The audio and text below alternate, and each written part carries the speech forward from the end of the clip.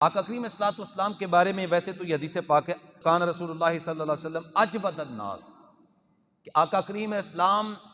کائنات میں سب سے زیادہ سخی اگر کوئی ہے تو وہ آمنہ کا لال ہے۔ سب سے زیادہ بندوں میں سب سے زیادہ سخی آقا کریم اسلام ہے۔ اچھا، پھر جو سب سے زیادہ سخی ہیں،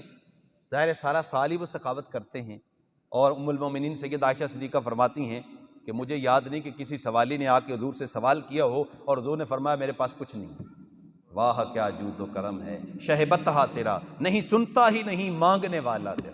اب سارا سال حضور کی سخاوت جاری رہتی ہے، لیکن یہ بخاری شریف کی روایت کتاب الایمان حدیث نمبر 6 ہے کہ صحابہ فرماتے ہیں کہ حضور سب سے زیادہ سخی ہیں، لیکن 12 مہینوں میں سے سب سے زیادہ جو حضور سخاوت فرماتے تھے وہ ماہ رمضان مبارک میں فرماتے تھے۔ یعنی جو سب سے زیادہ سخی ہے، اس کی سب سے زیادہ سخاوت کے جو دروازے کھول دیے جاتے تھے وہ ماہ رمضان مبارک میں تھے۔ جب جبریل آ کے حضور کے پاس آقا کریم صلی اللہ علیہ وسلم سے قرآن مجید کا دور کرتے تھے تو اس وقت حضور جو ہے وہ ایسی ہوا جو کہ بھلائیاں لے کر کے آتی ہے، جو ہوا بارش کو لے کے آتی ہے، ہوا چلتی ہے تو بارش آتی ہے، اور پھر بارش جب ہوتی ہے تو پھر فصلیں اگتی ہیں، بہاریں آتی ہیں، تو فرمایا ہمارے آقا صلی اللہ علیہ وسلم اس بلائی لانے والی ہوا سے بھی زیادہ سخاوت کرنے والے تھے اس مہینے کے اندر۔ اس کی وجہ یہ ہے کہ آقا کریم علیہ السلام اس مہینے میں سب سے زیادہ سخاوت اس لیے فرماتے تھے کہ اس مہینے میں اللہ کی سخاوت بھی اپنے عروج پہ ہوتی ہے۔ اس لیے کہ کتنی بڑی بات ہے کہ ہم جو ہے وہ ایک نفل پڑھتے ہیں تو فرض کا ثواب، اگر ہم ایک فرض پڑھتے ہیں تو 70 فرائض کا ثواب دیا جا رہا ہے۔ کتنے خزانے رحمت، روزانہ لوگوں کو ہزاروں لاکھوں کی تعداد میں جہنم سے آزاد کیا جاتا ہے۔ تو اس مہینے میں اللہ تعالیٰ کی سخاوت بھی جوبن پہ ہوتی ہے اور اللہ کے محبوب کی سخاوت بھی جوبن پہ ہوتی ہے۔ آپ جائیں نا ماہ رمضان میں مدینہ پاک میں، 10 لاکھ سے زائد لوگ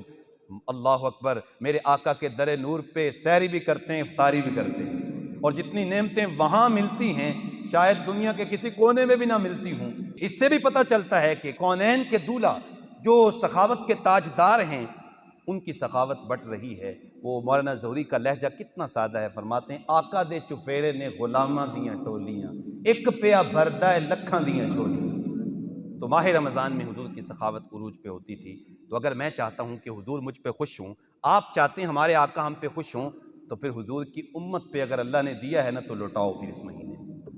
جو کھانا کھانا چاہتا ہے اس کو کھانا کھلاؤ، جس کے پاس لباس نہیں ہے اس کو لباس دو، اگر کوئی سبزی لینے کے لیے آ گیا ہے پیسے ہیں تو سبزی جو ہے وہ پیسوں میں دے دو، اگر اس کے پاس پیسے نہیں ہیں تو ویسے بھی دے دو، کیونکہ تم نے حدود کا کلمہ پڑھا ہے۔ اگر کوئی پھل لینے کے لیے آ گیا ہے، تم نے ریڑھی لگائی ہوئی ہے،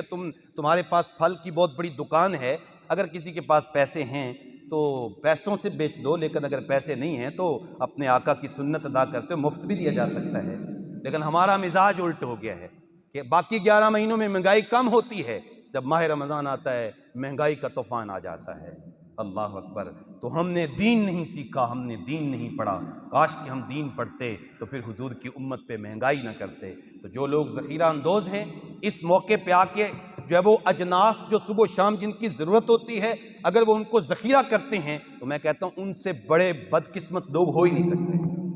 اس زمانے میں جہاں اللہ کے محبوب کی سخاوت بھی عروج پہ ہے، اللہ کی سخاوت بھی عروج پہ ہے، اور یہ ظلم کرنے پہ تلے ہوئے ہیں، تو آئیے اس مہینے کے اندر یہ سب سے اہم کام ہوگا کہ ہم حضور کی امت کے لیے آسانیاں پیدا کریں اور ان کے لیے سخاوت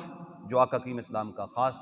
جو ہے وہ انداز ہے اس کو کھولیں۔ تو انشاءاللہ تعالیٰ دیکھیں پھر اللہ کیسے دنیا بھی عطا کرتا ہے، دین بھی آخرت بھی عطا کرتا ہے۔ اللہ جل شانہ یہ مہینہ